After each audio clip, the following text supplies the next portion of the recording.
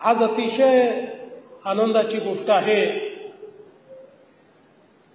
की क्रांतिकारी, क्रांतीवीर, स्वतंत्र संग्राम सेनानी असे ख्वाजाजी नाईक यांच्या स्मारकाच्या उद्घाटनाकरता आपण सगळे लोक या ठिकाणी एकत्रित आलो। मला आठवतं की फेब्रुवारी 2019 मध्ये याच ठिकाणी या स्मारकाच्या भूमिपूजनाला मी आलो होतो आणि त्यानंतर याचं काम देखील सुरू झालं। कधी कधी एखादं चांगलं काम हे तुमच्या नशिबी लिहिलेलं असतं, तसं कदाचित उद्घाटनाकरता मी मुख्यमंत्री व्हायचीच वाट पाहत होतोय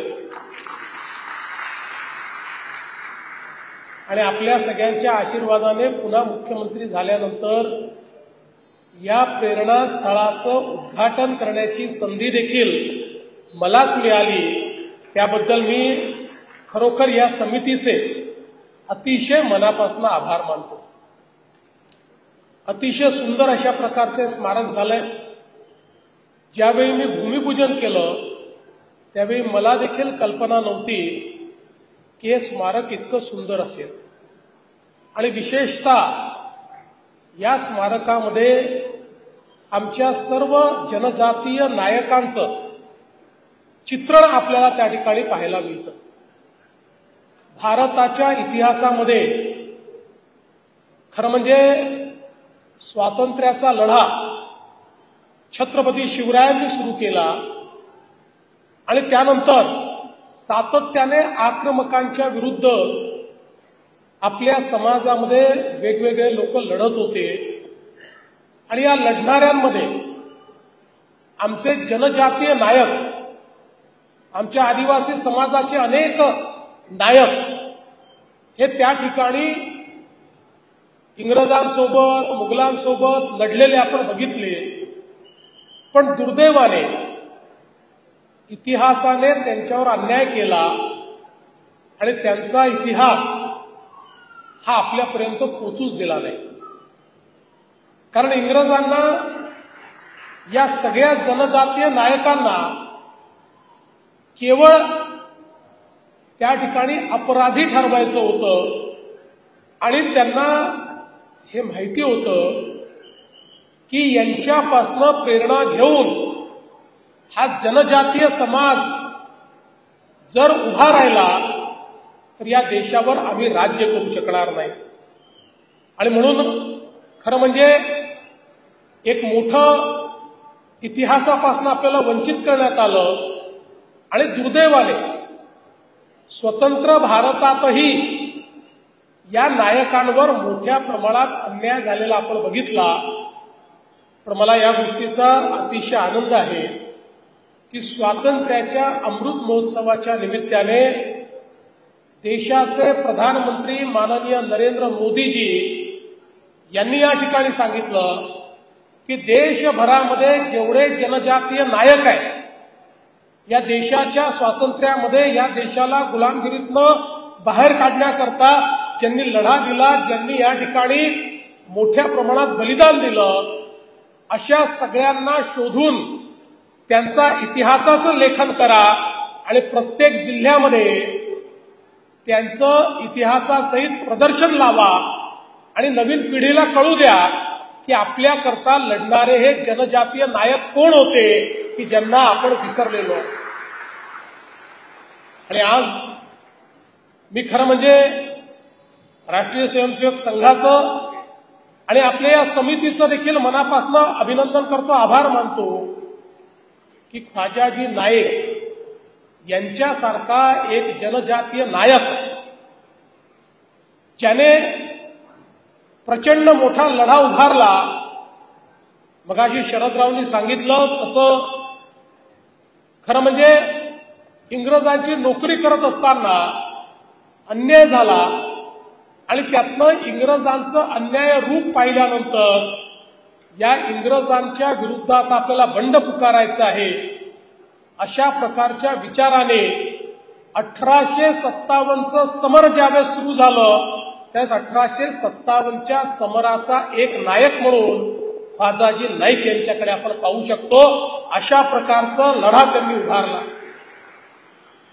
आपल्याला माहिती आहे आमच्या भिल्ल जमातीचे 30,000 लोकांची फळी त्यांनी उभी केली. एक मोठं सैन्य उभं केलं आणि महाराष्ट्र आणि मध्य प्रदेशाच्या भागामध्ये एक इतका प्रचंड लढा उभारला की इंग्रजी शासन त्या ठिकाणी पूर्णपणे हललं. ख्वाजाजी नाईक यांच्यावर कारवाई करा आणि त्यांना मारून टाका अशा प्रकारचा आदेश हा इंग्लंडवरनं आला. कारण ब्रिटिशांना हे लक्षात आलं की ख्वाजाजी नाईक सारखा एक क्रांतिकारी जर जीवित राहिला तर आम्ही या ठिकाणी राज्य करू शकणार नाही. आपल्याला माहिती आहे ज्या प्रकारे त्यांनी इंग्रजांचा खजिना लुटून त्यातनं मोठ्या प्रमाणात शस्त्रास्त्र खरेदी केले आणि त्यानंतर सातत्याने संघर्ष केला. जिथे अन्याय तिथे ख्वाजाजी नाईक अशा प्रकारचं समीकरण त्यांनी उभं केलं आणि आमच्या जनजातीय समाजामध्ये एक प्रचंड मोठं आत्मविश्वास हा त्यांच्या माध्यमातून तयार झालेला आपण बघितला. अंबापाणीची लढाई ही अत्यंत या ठिकाणी प्रसिद्ध अशा प्रकारची लढाई आहे की ज्यामध्ये जनजाती बंधूंसोबत आमच्या जनजातीय माता भगिनी देखील लढल्या आणि इतक्या शूरतेनं वीरतेनं लढल्या की त्यांनी अक्षरशः इंग्रजांना सळो की पळो करून सोडलं. इंग्रजांनी शेवटी अतिशय कपटाने आमच्या शेकडो भगिनींना त्या ठिकाणी मारून टाकलं. अक्षरशः बंदुकीच्या गोळ्या घातल्या. अतिशय वाईट अशा प्रकारचं हत्याकांड हे त्यानंतर झालेलं आपण सगळ्यांनी बघितलं. आणि म्हणून खरं तर अशा प्रकारची अवस्था ख्वाजाजी नाईकांनी आणली होती की अजून काही काळ जर ते जीवित राहिले असते तर कदाचित इंग्रजांना एका मोठ्या भागावर राज्यच सोडून द्यावं लागलं असतं. कारण इंग्रजांनी त्यांचा जो काही पुरवठ्याचा मार्ग होता तोही बदलून टाकला. त्यांना माहिती होतं आता या भागातून आपण पुरवठा करूच शकत नाही, त्यामुळे ते फिरून जायला लागले. एक प्रकारे आपलं राज्य भारतीयांचं राज्य प्रस्थापित होण्याकडे ख्वाजाजी नाईकांनी आपल्या इतिहासाला नेलं होतं. दुर्दैवाने दगाफटका झाला. कारण त्या काळात विचार करा 2,000 रुपयाचं बक्षीस हे ख्वाजाजी नाईकांवर ठेवलं होतं. तेव्हाचे 2,000 रुपये म्हणजे आजचे किती होतील? 20 कोटी होतील का 200 कोटी होतील मला माहिती नाही, पण एवढं मोठं बक्षीस त्यांच्यावर ठेवलं होतं. आणि दुर्दैवाने त्यांच्यासोबत दगा झाला आणि त्या दगा फटक्यामध्ये त्यांना त्या ठिकाणी त्यांचा मृत्यू झाला. गोळ्या घालण्यात आल्या आणि त्यानंतर दहशत बसावी म्हणून त्यांचं मुंडकं छाटून याच इथल्या रेल्वे स्टेशन जवळ धरणगावच्या त्या ठिकाणी 7 दिवस ते लटकवून ठेवलं होतं. इंग्रजांना असं वाटलं की यातनं लोक घाबरतील, पण त्यांनी अशा प्रकारचे जनजातीय वीर तयार केले होते की त्यांनी तो लढा सुरूच ठेवला. ज्या प्रकारचं त्यांनी एक प्रकारे विजयदिशू वृत्तीचं रोपण केलं होतं हा लढा कधी संपलाच नाही. खरं म्हणजे या ठिकाणी कुसुमाग्रजांनी आमच्या भिल्ल समाजाच्या बद्दल म्हटलंय, प्रेम कर भिल्लासारखे बाणावरती खोचलेले मातीमध्ये उगवून सुद्धा मेघापर्यंत पोचलेले. अशा प्रकारे त्यांच्या बाणाने मेघ गाठण्याचं काम हे त्या ठिकाणी केलेलं आपण सगळ्यांनी बघितलं. आणि म्हणूनच अशा प्रकारचे आमचे नायक हे जर आम्ही आमच्या पिढ्यांना सांगणार नाही तर आमच्या पिढ्यांनाही त्या ठिकाणी प्रेरणा मिळणार नाही. आज आपण पाहतोय इथे राणी दुर्गावती आहे, तिथे आपल्याला बाबूराव शेडमाकेंसारखे एक वीर दिसत आहेत की ज्यांनी अक्षरशः इंग्रजांना सळो की पळो करून सोडलं. भगवान बिरसा मुंडा ज्यांनी मोठ्या प्रमाणात जल जलील आणि जंगलाचा त्या ठिकाणी एक लढा उभारला.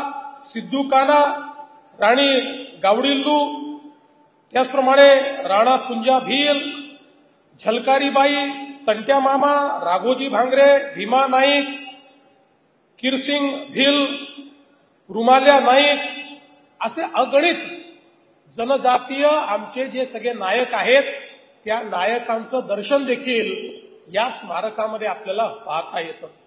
आणि म्हणून मला असं वाटतं केवळ हे स्मारक नाहीये, या ठिकाणी आश्रमशाळा देखील आहे. आमच्या मुलांना लौकिक शिक्षणासोबत त्यांची अस्मिता देखील जागृत ठेवणं हे गरजेचं आहे. आम्ही कोण आहोत, आम्ही कोणाची मुलं आहोत, आमच्यामध्ये काय तेज आहे, आमच्यामध्ये कशा प्रकारची विजिगीषू वृत्ती आहे, ही देखील जागृत ठेवणं गरजेचं आहे. आणि म्हणून मला अतिशय आनंद आहे की अतिशय चांगलं हे सगळं परिसर झालंय. भविष्यामध्ये या ठिकाणी कौशल्य विकास आणि उद्योगिता याकरता देखील चांगल्या प्रकारच्या व्यवस्था या महाराष्ट्र सरकारच्या माध्यमातून आपण उभ्या करू. महिलांकरता विशेषतः उद्योगिता विकास केंद्र हे आपण माननीय उईके साहेब या ठिकाणी तयार करू. आणि फूड प्रोसेसिंग असेल किंवा संस्कृती संवर्धनाचा जो काही काम आहे, अशा अनेक गोष्टी. आता एवढं फक्त करून आपल्याला थांबायचं नाही आहे, तर हे काम पुढे देखील आपल्याला वाढवायचं आहे. आज आपल्याला माहिती आहे देशाचे प्रधानमंत्री माननीय नरेंद्र मोदीजी यांनी देशातला आजपर्यंतचा जनजाती क्षेत्राकरता सगळ्यात मोठा कार्यक्रम धरती आबा विकास योजना, धरती आबा म्हणजे भगवान बिरसा मुंडांना धरती आबा म्हणतात, धरती आबा ही योजना सुरू केली आहे. आणि आपल्या महाराष्ट्रामध्ये जवळजवळ 90% गावं ज्याच्यामध्ये आदिवासी समाज राहतो, या गावांमध्ये 17 प्रकारचे कार्यक्रम, म्हणजे अगदी रस्त्यापासनं, पिण्याच्या पाण्यापासनं, कौशल्य विकासापासनं, रोजगारापासनं सगळ्या प्रकारचे 17 प्रकारचे कार्यक्रम या योजनेच्या माध्यमातून राबवले जाणार आहेत. परवाच मी आणि उईके साहेबांनी त्याचं उद्घाटन देखील केलेलं आहे. आणि मला सांगताना आनंद वाटतो, आदिवासी समाजाच्या विकासाकरता माननीय मोदीजींनी 80,000 कोटी रुपये हे त्या ठिकाणी दिलेले आहेत की ज्यातनं पूर्णपणे आदिवासी समाजाचं जीवन बदललं पाहिजे. आणि या ठिकाणी 4 लाभार्थी 5 लाभार्थी असं नाही, ज्या गावाचं काम करायचं त्या गावातल्या 100% आदिवासींना या योजनेचा लाभ देण्याकरता मोदीजींनी व्यवस्था केलेली आहे. त्यामुळे येत्या 5 वर्षामध्ये एकही आदिवासी बिना घराचा नसेल, सगळ्यांना घर असेल, सगळ्यांच्या घरात लाईट असेल, सगळ्यांच्या घरात पाणी असेल, सगळ्यांच्या घरात गॅस असेल, सगळ्यांकडे शिक्षण असेल, सगळ्यांपर्यंत रोजगार पोचेल, सगळ्या गावात रस्ता पोचेल, सगळ्या मातांना पूरक पोषण आहार मिळेल, सगळ्या मुलांना पोषण आहार मिळेल, वेगवेगळ्या प्रकारचे वैद्यकीय अशा प्रकारच्या सेवा मिळतील. आणि त्यातनं जनजातीय क्षेत्रामध्ये एक मोठं परिवर्तन आपण घडवतो. पण हे करत असताना याही गोष्टीत लक्षात ठेवल्या पाहिजे की समाजामध्ये आणि विशेषतः जनजातीय क्षेत्रामध्ये काही लोक फूट पाडण्याचा प्रयत्न करतायत. काही लोक खोट्या गोष्टी सांगून जनजातीय आमच्या बंधू भगिनींना इतर समाजापासून वेगळं कसं करता येईल असा प्रयत्न करतायत. आणि म्हणून लक्षात ठेवलं पाहिजे की या ठिकाणी आमच्या या सगळ्या स्वातंत्र्यवीरांनी, आमच्या खाजाजी नाईकांनी किंवा आमच्या बाबूराव सेळमाकेंनी किंवा भगवान बिरसा मुंडांनी ज्यावेळेस लढा उभारला त्यावेळेस केवळ तो जनजातीकरता लढा नव्हता, तर समग्र भारताकरता त्यांनी लढा उभारला होता. समाजाच्या प्रत्येक व्यक्तीला न्याय देण्याचं काम त्यांनी केलं होतं. कारण त्यांच्याकरता जनजातीय बंधू भगिनी तर महत्वाचे होतेच, पण संपूर्ण भारतीय समाज, हिंदू समाज हा महत्वाचा होता. आता याच्यामध्ये फूट पाडण्याचं काम जे करतायत त्यांना कुठेतरी उत्तर देण्याची आवश्यकता आहे. आणि म्हणून मला असं वाटतं आपण सगळ्यांनी या एकतेचं दर्शन येत्या काळात करणं गरजेचं आहे. आज मला याही गोष्टीचा आनंद आहे की हिंदू गोर बंजारा आणि लभाना समाजाचं कुंभ प्रेरणास्थळ गोद्री येथे आपण एक अतिशय चांगलं स्मारक तयार करतो. आमच्या गोर बंजारा समाजाने, लबाना समाजाने या भारताच्या जडणघडणीमध्ये अतिशय मोठं योगदान दिलेलं आहे. आपल्याला कल्पना आहे, अतिशय प्राचीन अशा प्रकारचा समाज, अगदी मोहनजोदाडो हडप्पाच्या संस्कृतीतही ज्या समाजाचा उल्लेख आपल्याला पाहायला मिळतो आणि ज्या समाजाने या देशामध्ये मोठ्या प्रमाणात त्या ठिकाणी बावड्या असतील, वेगवेगळ्या प्रकारे तलाव असतील, पिण्याच्या पाण्याच्या जागा असतील, सराय असतील तयार करत एक प्रकारे या देशामध्ये मोठ्या प्रमाणात लोकांची सेवा केली, अशा या समाजाची प्रेरणास्थळी देखील तयार होतीये. ही अतिशय आनंदाची गोष्ट आहे. त्याला महाराष्ट्र सरकारच्या वतीनं जे काही आपण अपेक्षित कराल त्या सगळ्या गोष्टी देण्याचं काम आम्ही करू, हा विश्वास मी देतो.